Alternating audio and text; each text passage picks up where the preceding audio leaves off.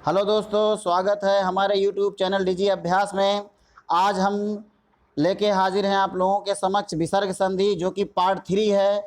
और एक रिक्वेस्ट यही है कि जो हमारे नए साथी चैनल से जुड़ रहे हैं वो कृपया चैनल को सब्सक्राइब कर दें और बेल आइकन को प्रेस कर दें। तो देर न करते हुए आइए देखते हैं विसर्ग संधि। विसर्ग संधि में दोस्तों विसर्ग के साथ स्वर अथवा व्यंजन के मिलने पर जो विकार या परिवर्तन होता है उसे विसर्ग संधि कहा जाता है। तो इसका एक सूत्र बना लेते हैं, विसर्ग प्लस स्वर अथवा व्यंजन इक्वल टू विसर्ग संधि, है ना। विसर्ग प्लस स्वर अथवा व्यंजन इक्वल टू विसर्ग संधि। इसके बाद व्यंजन संधि की तरह विसर्ग संधि के भी नियम चलते हैं दोस्तों। इसमें भी 7-8 नियम है, वो सब हम अभी पढ़ेंगे। जैसे देख लेते हैं पहला नियम क्या है, आ प्लस विसर्ग प्लस सघोष वर्ड इक्वल टू ओ। एक चीज़ और बता दें विसर्ग संधि के बारे में दोस्तों कि विसर्ग संधि में विसर्ग के पहले और विसर्ग के बाद क्या आ रहा है इसका विशेष ध्यान रखा जाता है। विसर्ग के पहले वर्णों का और विसर्ग के बाद वाले वर्णों का दोनों का ध्यान रखा जाता है। तो आइए देखते हैं पहला नियम में दोस्तों जैसे मैंने सूत्र लिखा है कि आ प्लस विसर्ग प्लस सघोष वर्ड इक्वल टू ओ, यानी कि इसका मतलब ये हो गया कि आ अब विसर्ग के पहले छोटा आ हो और विसर्ग के बाद सघोष वर्ण हो। विसर्ग के पहले छोटा आ और विसर्ग के बाद सघोष वर्ण हो तो विसर्ग ओ में परिवर्तित हो जाता है। देखेंगे मनः प्लस रथ, तो मनः विसर्ग के पहले ना में ह्रस्व आ लगा हुआ है और इसमें जो है रा है, तो हो गया मनोरथ। इस तरह हो गया। इसके बाद जो है अधः प्लस गत, विसर्ग के पहले धा में ह्रस्व आ है और उसके बाद ग हो गया अधोगति। इस तरह मनः प्लस योग मनोयोग, तपः प्लस बल तपोबल, वयः प्लस वृद्धि वयोवृद्धि। तो ये सब जो है ये है पहला नियम का, इसमें ओ हो जाता है दोस्तों। ओ और ए व्यंजन संधि में भी एक ओ हमको विसर्ग स्वर संधि के गुण संधि में हमको ओ मिलता है, ओ की मात्रा। लेकिन वो जो है जैसे परोपकार, तो पर प्लस उपकार ये हो जाता है परोपकार, उसमें आ और उ मिलकर के ओ होता है। लेकिन क्या यहाँ पे आ और उ मिला है? नहीं मिला है। तो इसलिए इसमें हमेशा विसर्ग के साथ मिलेगा, विसर्ग के साथ सघोष वर्ण मिलेगा। तो इसलिए इस तरह होता है। और एक चीज़ बता देते हैं कि सघोष वर्ण क्या होते हैं दोस्तों। तो सघोष वर्ण जो हमारे वर्ग हैं का च ट त प, का वर्ग, चा वर्ग, टा वर्ग, ता वर्ग और पा वर्ग, तो ये जो हमारे वर्ग होते हैं इसमें जो है तीसरा, चौथा और पांचवा जो वर्ण होता है वो सघोष की श्रेणी में आते हैं, है ना दोस्तों। वो सघोष, उन्हें सघोष कहा जाता है। और जो पहले और दूसरे होते हैं, पहला और दूसरा वर्ण जो होता है वर्ग का, वो अघोष की श्रेणी में आता है।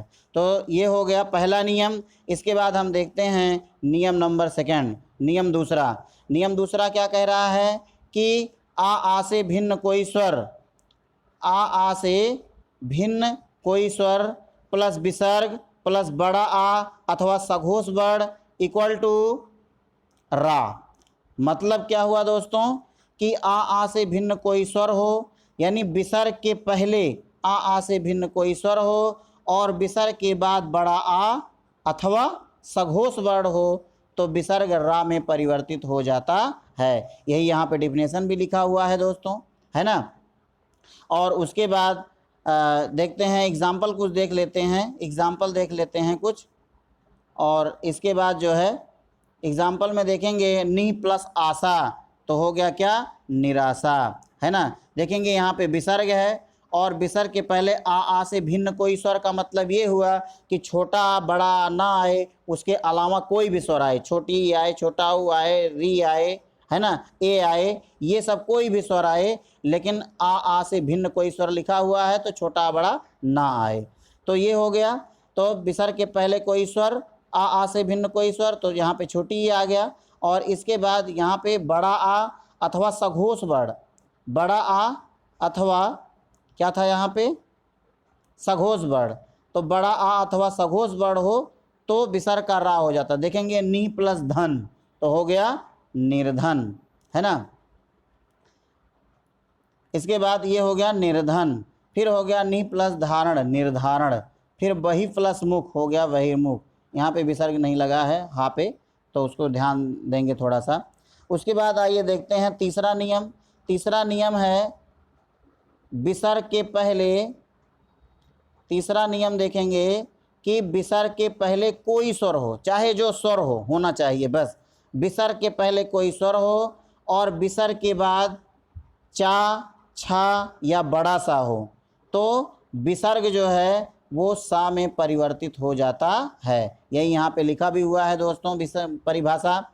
और इसके बाद देखते हैं कि इसका डिफिनेशन वो देख लेते हैं। एग्जाम्पल, नि प्लस चिंत हो गया निश्चिंत, और नि प्लस छल हो गया निश्चल। इसी तरह और भी एग्जाम्पल हैं, यहाँ पे 2 एग्जाम्पल मैं दे रहा हूँ आपको। और इसके बाद जो है आता है, इसके बाद चौथा नियम देखते हैं। चौथे नियम में क्या कह रहा है कि विसर्ग के पहले ई या ऊ हो, विसर्ग के पहले ई या ऊ हो और विसर्ग के बाद का खा टा ठा पा फा हो, तो विसर्ग खष्टी सा में परिवर्तित हो जाता है। देखेंगे यही डिफिनेशन में भी लिखा है, यदि विसर्ग के पहले ई या ऊ हो और विसर्ग के बाद का खा टा ठा पा फा हो, तो विसर्ग खष्टी सा में परिवर्तित हो जाता है। देखते हैं एग्जाम्पल दोस्तों। धनु प्लस टंकार हो गया धनुष टंकार, खष्टी सा हो गया। नि प्लस कपट निष्कपट, नि प्लस प्राण निष्प्राण, नि प्लस फल निष्फल। तो इस तरह ये हो गया, कौन सा नियम था, चौथा नियम हो गया। अब इसके बाद आइए देखते हैं पांचवा नियम दोस्तों। तो पांचवा नियम में देख लेते हैं कि विसर्ग के पहले कोई स्वर हो, विसर्ग के पहले कोई स्वर हो और विसर्ग के बाद ता अथवा सा हो, तो विसर्ग छोटा सा में परिवर्तित हो जाता है। वही परिभाषा में भी लिखा हुआ है। तो इसमें देखेंगे नि प्लस तेज हो गया निस्तेज। देखिए यहाँ पे विसर्ग है और विसर्ग के बाद ता मिला, तो विसर्ग किस में परिवर्तित हो गया, आधा सा में, आधा छोटा सा में। इस तरह नमः प्लस ते नमस्ते, दु प्लस साहस दुस्साहस। इस तरह ये हो गया दोस्तों नियम नंबर 5। और उसके बाद अब हम देख लेते हैं नियम नंबर 6। तो नियम 6 में क्या कह रहा है कि विसर्ग के पहले कोई स्वर हो और विसर्ग के बाद रा हो, विसर्ग के पहले कोई स्वर और विसर्ग के बाद रा हो, तो विसर्ग विलुप्त हो जाता है, अर्थात विसर्ग का लोप हो जाता है।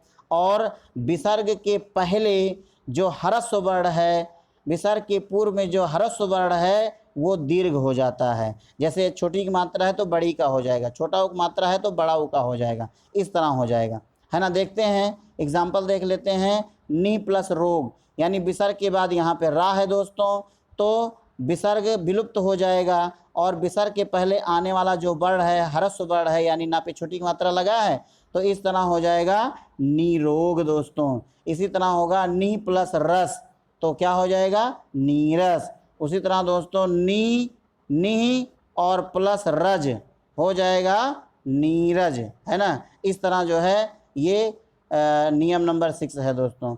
इसके बाद देखते हैं नियम नंबर 7।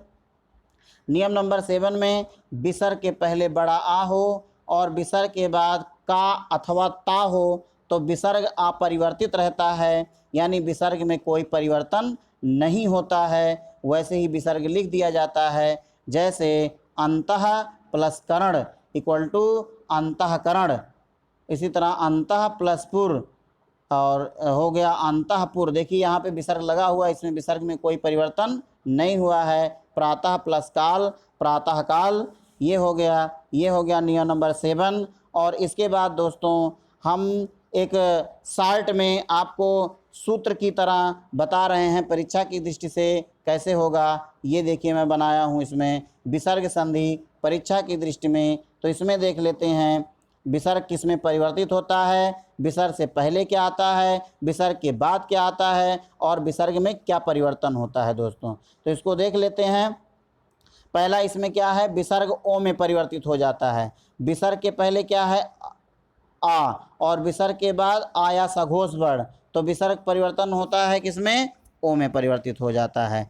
इसी तरह विसर्ग रा में परिवर्तित होता है कब दोस्तों? जब विसर्ग के पहले आ से भिन्न कोई स्वर होता है, विसर्ग के बाद बड़ा आ या सघोष वर्ण होता है तो विसर्ग बड़ा सा में परिवर्तित हो जाता है। इसी तरह विसर्ग के पहले कोई स्वर और विसर्ग के बाद चा छा अथवा बड़ा सा होता है तो विसर्ग बड़ा सा में परिवर्तित हो जाता है। उसके बाद विसर्ग खष्टी सा में परिवर्तित कब होता है? विसर्ग के पहले जब छोटी ई अथवा ऊ हो और विसर्ग के बाद का खा टा ठा पा फा हो तो विसर्ग के स्थान पे खष्टी सा हो जाता है, यानी विसर्ग खष्टी सा में परिवर्तित हो जाता है। अगला नियम जो है वो विसर्ग के पहले कोई स्वर हो और विसर्ग के बाद ता अथवा सा हो तो विसर्ग के स्थान पे छोटा सा हो जाता है दोस्तों, छोटा सा। इसके बाद विसर्ग के पहले कोई स्वर हो और विसर्ग के बाद रा हो तो विसर्ग विलुप्त हो जाता है।